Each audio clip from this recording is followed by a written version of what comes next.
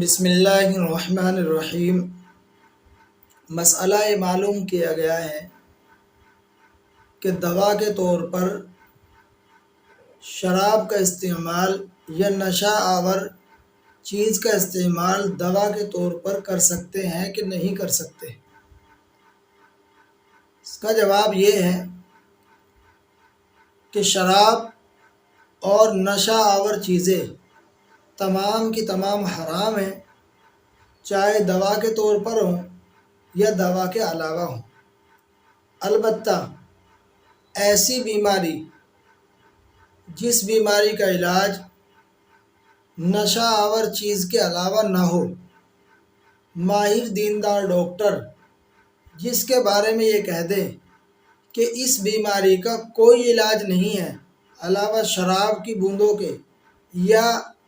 نشہ آور کسی دوسری چیز کے، تو چاہے وہ شراب ہو پھر یا شراب کے علاوہ کوئی اور چیز ہو، انسان کی جان بچانے کے لیے حالت اضطراری میں بقدر ضرورت اس کا استعمال کرنا جائز بنتا ہے۔ ہاں، اگر اس کے علاوہ اس بیماری کا کوئی دوسرا علاج ہے تو پھر اس نشہ آور چیز کا دوا کے طور پر استعمال بھی جائز نہیں ہوگا۔